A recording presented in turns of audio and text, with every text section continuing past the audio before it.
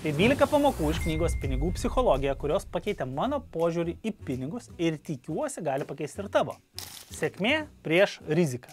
Tarkim, aš išanalizuoju situaciją ir nusipirku tam tikras akcijas. Po 5 metų tos akcijos visai nepaaugo, o gal net nuvertėjo. Visai įmanomas variantas, kad aš pirkdamas tas akcijas priėmiau blogą sprendimą. Bet taip pat įmanoma, kad priėmiau teisingą sprendimą, bet man tiesiog nepasisekė. Nutiko dalykai, kurių aš nekontroliuoju. Na, pavyzdžiui, kokia nors akcija galėjo turėti 80% tikimybę uždirbti pinigų ir tiesiog taip nutiko, kad aš pataikiau tos 20%, dėl kurių tai neįvyko. Na, kaip pavyzdys, nusipirkau Nokia akcijas prieš Apple pristatant telefoną su touchscreenu. Įsivaizduoju, tada Nokia valdė 40% mobiliųjų telefonų rinkos pasaulyje. Nu ir kas galėjo žinoti, kad viskas taip baigsis. Ir net tokiu atveju tai nereiškia, kad priėmiau blogą sprendimą. Sprendimas tuo metu galėjo būti ir geras, bet tiesiog nepasisekė. Nes gali nutikti ir priešingai, kai tau tiesiog žiauriai pasiseka. Ir tu pasirinkė tai, kas iš tikrųjų buvo blogas sprendimas, bet tau pavyko. Nu, tarkim, investavai į kokią kompaniją, kuri gamina veido kaukės prieš pat COVID pandemiją. Va kaip tada atrodytų toks sprendimas. Todėl nenuvertinkim sėkmės, nes tai gali būti svarbus faktorius ir kai kalbam apie pinigus ir apskritai gyvenime. Ar žinojai, kad Billas Gatesas lankė vieną iš nedaugelio mokyklų savo valstijoje, kurioje buvo kompiuteris? Jeigu to nebūtų nutikę, galbūt jis dabar nebūtų vertas milijardų dolerių. Todėl niekada negali žinoti, kaip rizika ir sėkmė paveiks tavo priimtus sprendimus ir kaip tai pakeis tavo gyvenimą. Dauguma mūsų visko turi pakankamai. Turime pakankamai, kad galėtumėme normaliai gyventi, nusipirkti maisto, atsigerti ten kavos kavinėje, turėti per kur žiūrėti tą patį YouTube. Bet mes visą laiką norim daugiau. Daugiau galios, daugiau pinigų, didesnio būto, daugiau drabužių, geresnės mašinas. Aš taip pat nesu išimtis, noriu ir daugiau pinigų, ir smagesnių atostogų, ir įdomesnių kelionių. Ir todėl man šita idėja iš knygos pasirodė labai artima, nes ji padėjo apmastyti, kad principe aš tai visko turiu pakankamai. Ir kažkokie pertekliniai dalykai yra tik tai priedas, kuris nelabai reikalingas. Na, ta prasme, gal ir faina turėti, bet yra dalykų, kurių tikrai negalima aukoti tam, kad gautum kažką daugiau. Tokie dalykai kaip reputacija, laisvė, šeima, draugai ir, aišku, laimė. Vat laimės tikrai neverta aukoti tam, kad kada nors prasineštum pro savo kiemą su hipotetiniu Lambo ir parodytum ten antoškiai iš trečio padėsdo, koks tu šiandien esi kietas. Tad geriausias būdas užtikrinti, kad galėtum turėti visus šitos dalykus, yra neaukoti nei vieno iš jų tam, kad turėtum daugiau negu tau reikia, kai jau turi pakankamai.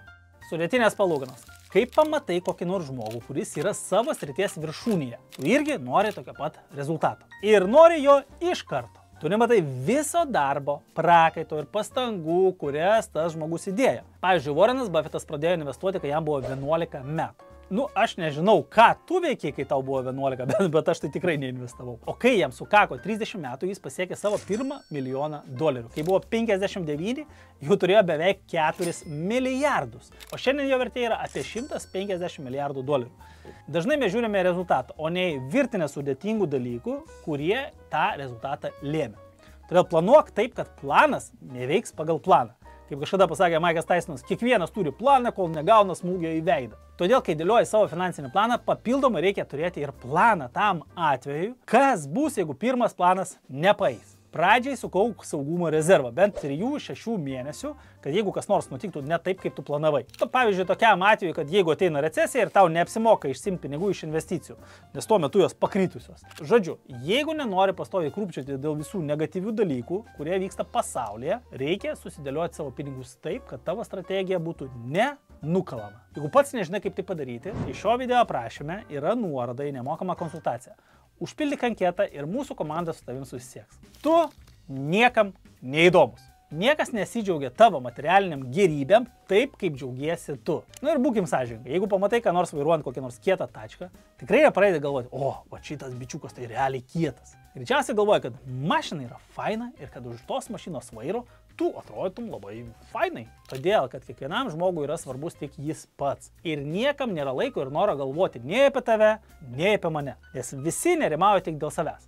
Todėl gera žinia yra tai, kad tau nereikia leisti pinigų bereikalingiems daiktams, nereikia stengtis padaryti įspūdį žmonėms, kurių net nemėgsti. Svarbiau būti turtingam nei tik atrodyti turtingam. Dažnai, kai žmonės sako, kad nori būti milijonieriais, jie iš tikrųjų galvoja apie tai, kaip išleis milijoną. Bet norėti išleisti milijoną yra priešingai tam, nei turėti milijoną. Dauguma žmonių galvoja, kad sėkmė reiškia turėti daug pinigų, kad galėtų juos išleisti prabankiem daiktam ir pasirodyti turtingi. Tačiau tikroji sėkmė ir tikras turtingumas yra matuojamas ne išleistais pinigais ar turimais daiktais, o turima laisvė. Mokykis taupyti pinigus. Šiek tiek nustebinau, ne? Kad taptum turtingas, sukauptum dar daugiau pinigų, svarbiausia yra ne tai, kiek tu uždirbi, o tai, kiek sutaupai. Dabar daug žmonių taupo pinigus tik kokiam nors konkrečiam tikslui, pavyzdžiui, namui, mašinai, kelioniai. Bet pagrindinė mintis yra svarbu tiesiog taupyti. Be jokio konkretaus tikslo. Taupyk tik dėl paties taupimo. Nereikia galvoti, ką už tos pinigus ten nusipirksi vėliau. Ir kodėl reikėtų taip daryti? Nes tie sutaupyti pinigai gali nupirkti tau laisvę. Jie leis tau turėti daugiau pasirinkimų ateityje. Jie padės sukurti gerus prisiminimus. Taupyti reiškia neišleisti pinigų be reikalo. Nevertink tikimybių. Iš tikrųjų, tikimybės gali būti labai įdomios. Pavyzdžiui, tikimybė, kad tu uždirbsi pinigų prekiaudamas akcijų rinkoje vieną dieną yra 50 ant 50. Čia kaip moneta, kad mestum arba pasiseks, arba nepasiseks. Bet žiūrėk, per 1 metus tikimybė uždirbti pinigų jau yra 66%. Per 10 metų 88%, o per 20 metų beveik 100%. Tai reiškia, kad beveik tikrai uždirbsi pinigų, jeigu investuosi ilgą laiką. Ir tai rodo, kaip svarbu ilgai laikyti pinigus ten, kur juos investavai. Leisti jiems augti patiems. Nepanikuoti, kai pinigų vertė šiek tiek sumažėja. Nebadyti atspėti, kada geriausias laikas pirkti ar parduoti. Tiesiog investuoti periodiškai ilgą laiką. Taip tu beveik garantuotai uždirbsi pinigų. O kad ne tik uždirbtum pinigų, bet ir gautum motivaciją veikti, gali atsidaryti vertybinių popierių sąskaitą per Freedom24. Atsidaręs ir papildęs paskyrą su kodais WELCOME, tu gali dar gauti net iki 20 atsitiktinių akcijų dovanų. Šią galimybę gali pasinaudoti iki birželio 30 dienos,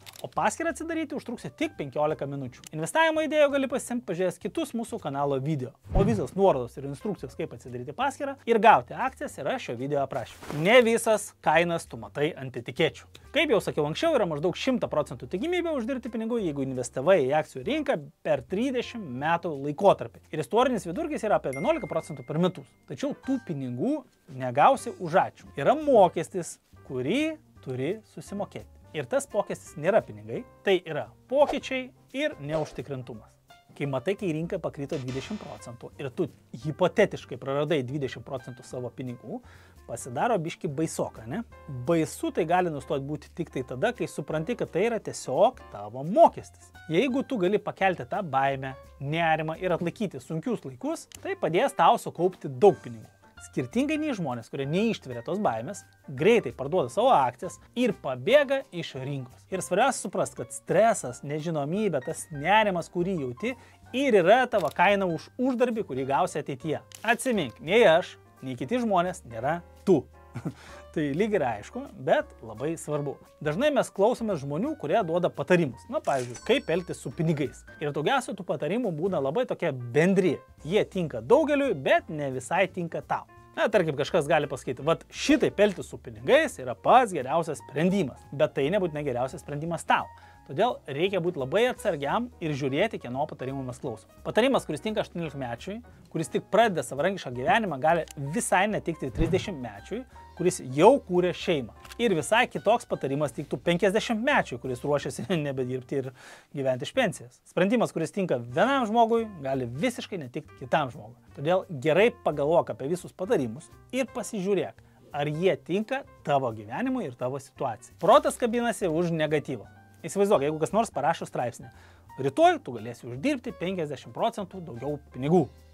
Nelabai kažkam tai rūpės, ar ne? Bet jeigu tas pats žmogus parašys tokį pat straipsnį, tik tai parašys, kad rytoj tu gali prarasti 50% savo pinigų, tada tu tikrai jau ieškosi tenais, kas parašyta ir ieškosi kažkokių sprendimų, sureaguosi, ne? Todėl, kai žiūri naujienas ar kažkokias prognozes, tiesiog reikia suprasti, kad blogi dalykai yra populiarūs, nes jie pritraukia dėmesį. Todėl į viską žiūrėk pagalvodamas ir kritiškai, nes niekada nežinai, ar kažkas tiesiog nesistengia uždirbti pinigų ar gauti daugiau dėmesio, padarydamas kažkokius ten nelabai gerus dalykus dar baisesniais, negu jie yra iš tikrųjų. Labai svarbu, kad tu galėtum ramiai miegoti naktimis. Kartais noras uždirbti pinigų nėra pats svarbiausias dalykas. Svarbiausia turėtų būti tai, kad galėtum ramiai miegoti naktį ir nesijaudinti dėl savo pinigų. Kai galvoji, kur investuoti, vienas iš klausimų, kurį turėtum savęs paklausti, ar aš dėl to galėsiu ramiai miegoti naktį. Jeigu atsakymas yra ne ir tai sukelia daug streso tavo gyvenime, tai galbūt reikėtų ieškoti kažkokio kitokio būdo elgtis su pinigais. Tiesiog neverta prarasti gero miego dėl to, kur investavai pinigus. Investavimas neturi būti sudėtingas. Daugelis žmonių jaučiasi pasimetę nuo galimybių, kurios yra prieinamos, kai jau mes pradedam kalbėti apie investavimą. Galime investuoti į nekilnojamą turtą, P2P platformas, kripto, verslą, fondus, reitus,